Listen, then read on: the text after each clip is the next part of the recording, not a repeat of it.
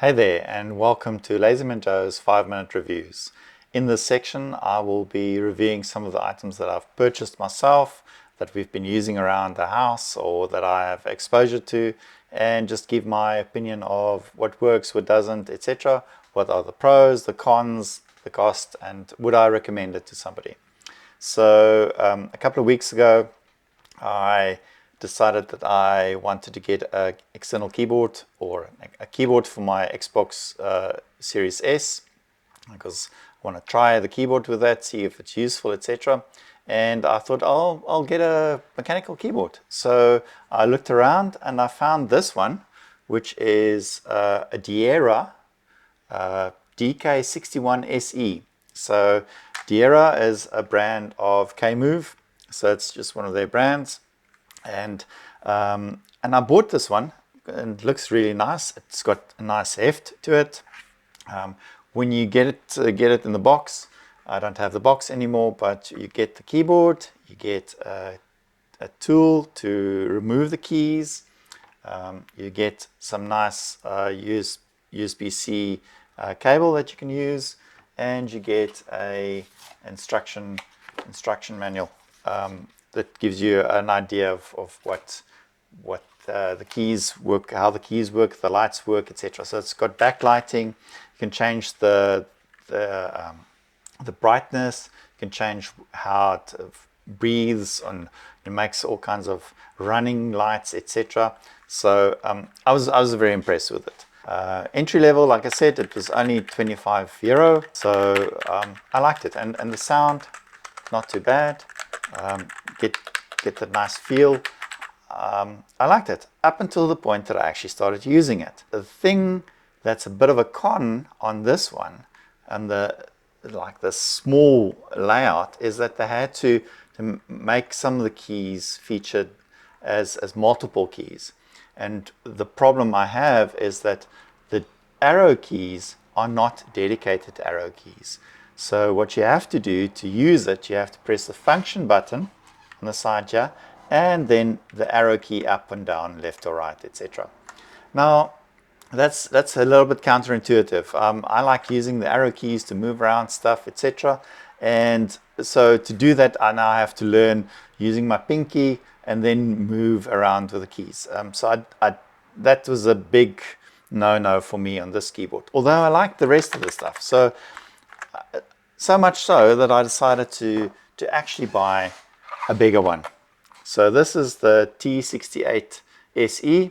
So it's also a 60% keyboard, although probably 68%, because it's got an extra set of keys. So if I compare this one, so if I compare these two together, I'll show you guys now. If I put it like this, you'll see it's the same size, but there's an extra set of keys on the side.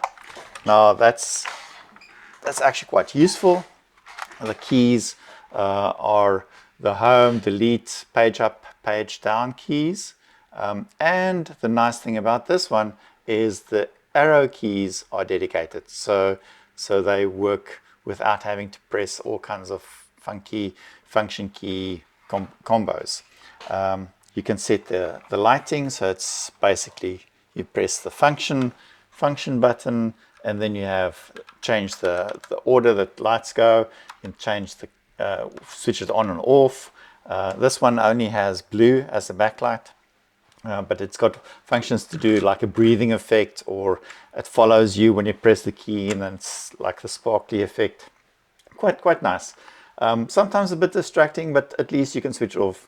I'm enjoying it. So would I recommend this to anybody? Yes, as an entry level. This one was €29, and I'm really happy with it. I use it as my daily keyboard.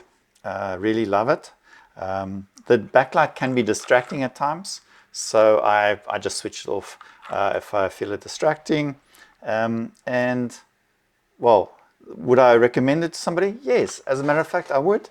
And so much so that I actually decided to buy another one. So this is the T63. Now this one we bought for my wife. She uses this one with her Xbox Series S. And the nice thing about this one is it's got a little USB dongle, so a wireless dongle. Plug that into the Xbox or your keyboard and your PC, etc., and you can then use it there.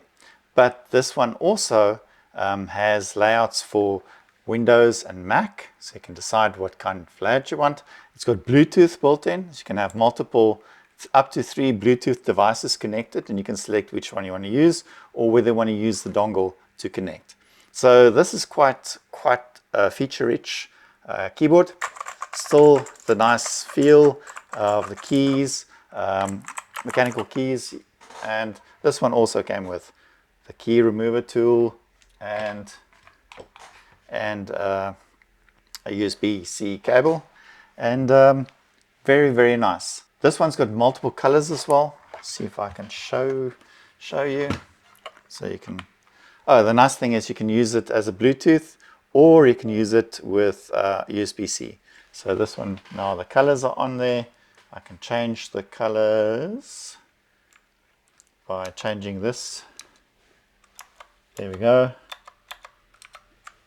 Go mad and just use it. It is quite fancy. I have to, if I do this, I can see the color changing, all kinds of colors. So you can have this breathing effect, all kinds of effects.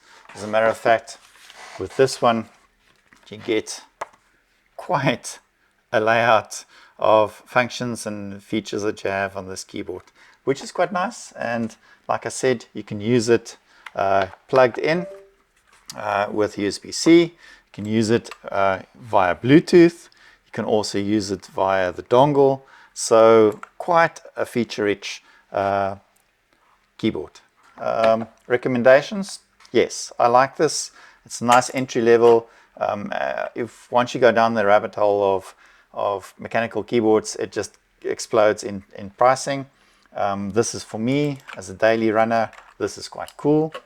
And my wife enjoys this, using this with her Xbox. So this one works very well with the Xbox. And yeah, the only thing that's sometimes distracting, but it's probably just a small thing, is the lighting can be distracting at times. It kind of catches my eye when I work. So then I just go and I switch off the lighting if it's bugging me. But in the evening, it's quite nice to not have the running lights, but just have the backlighting on the keys. Okay, that's it. My 5-minute review. Hope this was useful to you, and come back for more. Cheers.